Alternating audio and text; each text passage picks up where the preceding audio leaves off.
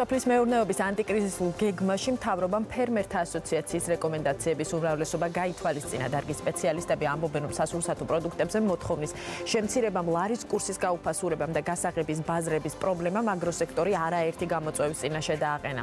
ახლა სპეციალისტები მთავრობას ფერმერებისთვის გაცემული დახმარების მიზნობრივი ხარჯის კონტროლისკენ მოუწოდებენ.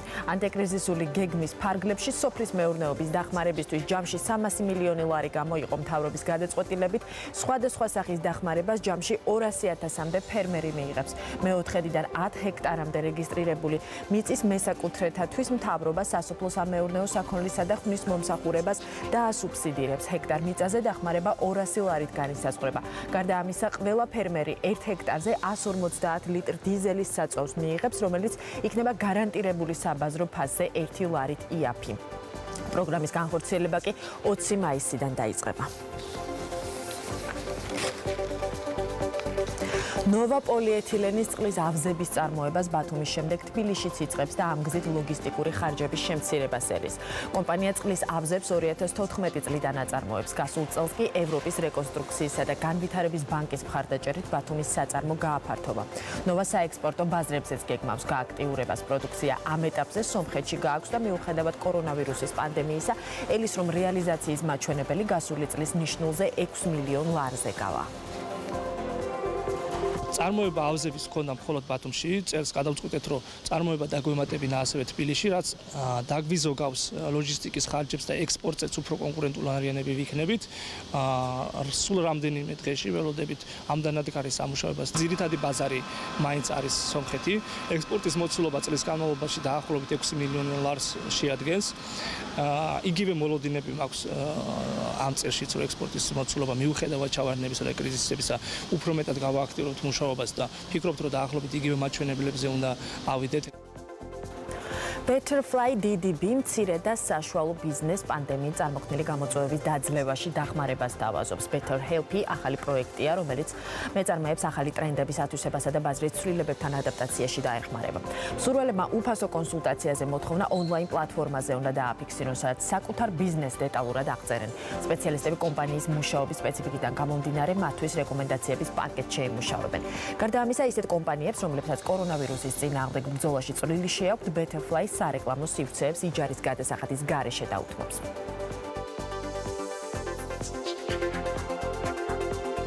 უკვე 14 კომპანია არის დარეგისტრირებული, ან 14 კომპანიასთან გვაქვს უკვე პირადი ურთიერთობა, პირდაპირ კონტაქტზე ვართ მათთან გასული, უკვე მუშაობთ რამოდენიმე რეკომენდაციის შემუშავებაზე. და ამ დღების განმავლობაში უკვე რამდენიმე კომპანიას გავგზავნით მოკლე პრეზენტაციას რეკომენდაციებით.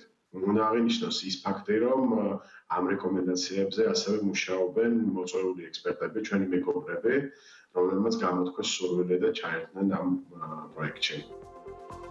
კორონავირუსის გავრცელების პრევენციის მიზნით სასტუმროებისა და რესტორნების დახურვა მწვენების მწარმოებელ კომპანია ალალს ადგილობრივ ბაზარზე გაყიდვები გაუნახება. მიუხედავად ამისა, ივნისში კომპანია საკუთარ ასორტიმენტში ალუბლის წვენის დამატებას გეგმავს, რომლის საწარმოებლობაც კომპანია დამატებით 8 ადამიანს დაასაქმებს. ამასთან საწარმომ წელს ციტრუსის წვენები დაამატა, რომლებიც ქსელურ მაღაზიებში 50-60%-ით უკვე შესულია. მათი პროდუქციის შეძენა მიმდინარე თვეში უკვე აგროჰაბისა და ევროპროდუქტის მაღაზიათა ქსელებშიც იქნება შესაძლებელი. რაც შეეხება ექსპორტს ალალმა დაახლოებით 7600 ლიტრი ნატურალური წვენი მიმდინარე წლის 28 მარტს ერთჯერადად უკვე გაიტანა ნიუ-იორკში. ამავე რაოდენობის წვენი ერთ თვეში კალიფორნიაშიც გაიგზავნება. აქტიურ ფაზაშია მოლაპარაკებები ბალტიისპირეთის ქვეყნებთანაც.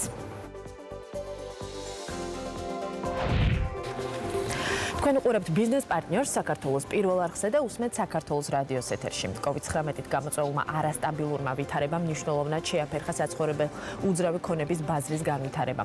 უძრავი ქონების სააგენტო Cushman & Wakefield ჯორჯია შესაბამის კვლევას აქვეყნებს. გამოკითხულ დეველოპერთა 43% ონლაინ გაყიდვების სტრატეგიის გაძლიერებაზე ფოკუსირდა. 29%-მა ანტიკრიზისული ზომების გატარება დაიწყო. 14% კომპანიის სტრუქტურულ ოპტიმიზაციაზე ფიქრობს. დანარჩენმა 14%-მა კი დაიწყო კომპანიის ფინანსური ოპტიმიზაცია მოთხოვნის მოსალოდნელი შემცირების გათვალისწინებით. თეკლა იაშაღაშვილი Cushman & Wakefield ჯორჯიას საკონსულტაციო დეპარტამენტის ხელმძღვანელი გვერდდება პირდაპირ ეთერში ამ თემაზე სასაუბროთ. მოგესალმებით თეკლა, პირველ რიგში მადლობა ჩვენს გადაცემაში მონაწილეობისთვის. გამარჯობა, თქვენ მადლობა მოწვევისთვის.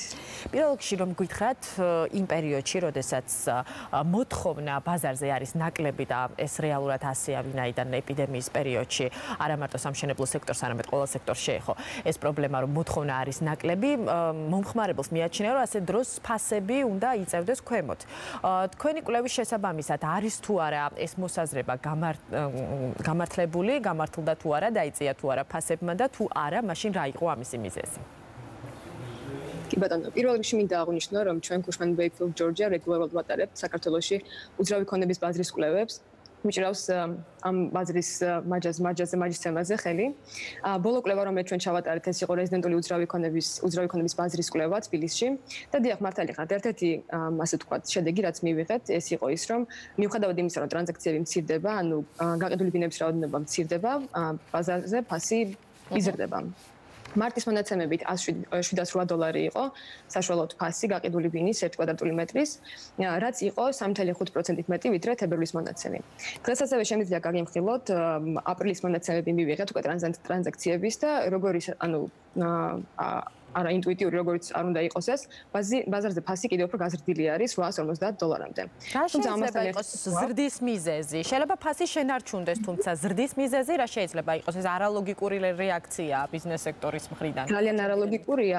ამასთან ერთად თუ იმასაც გავითვალისწინებთ, რომ ტრანზაქციების რაოდენობა მარტის მონაცემის შემდეგ დაეცა 92%-ით. თუ მარტში ქონდა დაახლოებით 2500 ტრანზაქცია სულ, აპრილის მონაცემით ეს რიცხვი დავარდნილი არის 197 ტრანზაქციაზე სულ, რაც მე ვთვლი, რომ ძალიან ყველაზე პესიმისტური პროგნოზიც კი ვერ გავთვლიდა, რომ ამ ხელავართნა ექნებოდა ტრანზაქციების რაოდენობას.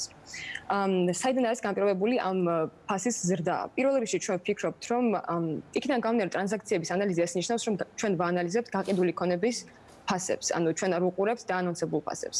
დიახ. რატომ არის ეს მნიშვნელოვანი? ჩვენ ვფიქრობთ, რომ ეს შეიძლება გვეუბნება ეს ფასი, ანუ ეს $850 რეალურად მიგვანიშნებს იმ ტიპის ქონებაზე, რა ტიპის ქონებაც გაიყიდა. ანუ არ გაიყიდა ეს იყო ძვირი ქონებები, რაც გაიყიდა. ანუ საშუალო ფასი იყო საკმაოდ მაღალი, ანუ პრემიუმ ქონებები გაიყიდა აპრილის ჭრილში და არა ეკონომი ან საშუალო დონის ბინები და რა შეიძლება იყოს ამ ტენდენციის მიზეზი? იმისა, რომ მოთხოვნა გაიზარდა სწორედ პრემიუმ კლასის საცხოვრებლებსა. ვერ ვიტყვით, რომ მოთხოვნა რეალურად გაიზარდა, ისევ გავითვალისწინებთ, რომ ტრანზაქციების რაოდენობა აი ესე არის შემცირებული. თუმცა ჩვენი კვლევიდან გამომდინარეც და ისედაც ველოდით, რომ პრემიუმ სეგმენტი ყველაზე ნაკლებად მიიღებდა დარტყმას COVID-19-დან გამომდინარე. ამას დეველოპერებიც ელოდნენ, ჩვენც ველოდით. ჩვენი კვლევის თანახმად დეველოპერებმა, როგორც იცით, კვლევა ჩავატარეთ 2 ეტაპად. პირველი ეტაპი დასრულდა მარტში, როდესაც ჯერ კიდევ რაღაც ტიპის პროგნოზები იყო, თუმცა არ იყო ის პესიმისტური პროგნოზები. ხოლო განმეორებით ჩატარებული კვლევა აპრილში მან უკვე დააფიქსირა საკმაოდ ეს პესიმისტური პროგნოზები და ამ პერიოდში ვარაუდობდნენ დეველოპერები, რომ ზოგადად ტრანზაქციების რაოდენობა ბაზარზე დავარდებოდა დაახლოებით 50-60%-ით, პრემიუმ სეგმენტში შედარებით ნაკლებით 30-50%-მდე, ხოლო ეკონომი და მედიუმ სეგმენტში 70-80%-მდე ვარდნას ელოდნენ ტრანზაქციების რაოდენობაში. და აი აპრილმა აჩვენა, რომ ფაქტიურად გამართლდა ყველაზე ეს პესიმისტური მოლოდინები. თქვენი შეფასება რომ გითხრათ, თქვენი შეხედულების მიხედვით იმ შემთხვევაში თუ თქვათ გააიაფეს დეველოპერებმა რეალურად უძრავ ქონებაზე ფასი დაწიეს. ამ შემთხვევაში ეს გამოიწვევს თუ არა ავტომატურად მომხმარებლის გააქტიურებას? რეალურად აფერხებს თუ არა მომხმარებლის აქტიურობას ის, რომ ფასები შენარჩუნდა თითქმის ბაზარზე? დაუბრუნდები ისევ ჩვენს გამოკითხვას. ამ გამოკითხვის ერთ-ერთი შედეგი იყო ის, რომ გამოკითხული დეველოპერების 2/3 დაახლოებით 66% აპრილის ბოლოსაც კი არაპირებდა ფასების შემცირებას და არც ანამდე არ ქონდა ფასები შემცირებული და ეს გადაწყვეტილება რეალურად ესე ვთქვათ გამართლებული არის და გამყარებული არის ლიტერატურით და თეორიით, რაც ყარნახობს, რომ კრიზისულ პერიოდში, როგორც დღესდღეობით არსებობს, მოთხოვნის ელასტიურობა ფასთან მიმართებაში არის საკმაოდ დაბალი. რაც იმას ნიშნავს, რომ ფასში დიდი ცვლილება არ იწვევს უკუპროპორციულ ცვლილებას მოთხოვნაში. როგორც არ უნდა დავარდეს ბაზარზე ფასი, მნიშვნელოვან ზრდას მოთხოვნაში ვერ მივიღებთ. ამიტომ ეს იყო ის მიზეზი, რასაც დეველოპერებიც ასახელებდნენ ფასის უცვლელად დატოვების ერთ-ერთ არგუმენტად. გარდა ამისა, ასევე იყო ის ფაქტორი, რომ ამ დეველოპერებს აქვს გარკვეული ფინანსური ვალდებულებები, რომელსაც აუცილებლად უნდა შეხვდნენ და აქედან გამომდინარე რაღაც დონეზე დაბლა ვერ დაწევენ ბინების ფასს. თუმცა ამის გათვალისწინებით მაინც იყო იმის ვარაუდი ჩვენი გამოკითხული დეველოპერებისგან, რომ ზოგადად ბაზარზე ფასი შემცირდებოდა 15-დან 20%-მდე და ჩვენ ვიზიარებთ ამ ვარაუდს. რა შეეხება COVID-19 პანდემიის პერიოდს, რომლიდანაც ქვეყანა ჯერჯერობით ბოლომდე არ გამოსულა, თუმცა გარკვეული შეზღუდვები მოიხსნა. ან როგორც ვიცი, თქვენს კვლევაში არის გარკვეული ანალიზი გაკეთებული, რა პრობლემებს გადააწყდნენ დეველოპერები ამ პერიოდის განმავლობაში. რამდენად უპასუხა, ვთქვათ, მთავრობის მიერ დაწესებულმა გინდათ შეღავათებმა, გინდათ იმ ნაბიჯებმა, რომელიც გადაიდგა ბიზნესის დასახმარებლად, რამდენად უპასუხა იმ გამოწვევებს, რომლებიც ჰქონდათ ამ სექტორს. ორი ყველაზე დიდი პრობლემა, უბრალოდ სამი დიდი პრობლემა, რომელიც დასახელდა კვლევის პერიოდში. პირველი ეს იყო, იქიდან გამომდინარე, რომ აპრილის ბოლოს ჩატარდა ეს კვლევა. თქვენს გახსოვთ, რომ ამ პერიოდში საღდგომო რეგულაციებიდან გამომდინარე შეზღუდული იყო მოძრაობა თბილისში, ისევე როგორც ქალაქთა შორისო მოძრაობა. ამან განაპირობა მუშახელის შემცირება 30-დან 50%-მდე სამშენებლო საიტებზე. ეს იყო პირველი პრობლემა, რომელსაც წარწყდნენ დეველოპერები. მეორე ეს იყო, რა თქმა უნდა, წვდომა იმპორტირებულ სამშენებლო მასალებზე. ამ ორი ფაქტორის გათვალისწინებით და კიდევ მესამე ფაქტორი, რომელიც იყო ეს ბიუროკრატიული და სამართლებრივი პროცესები, რომელიც საკმაოდ რთული არის.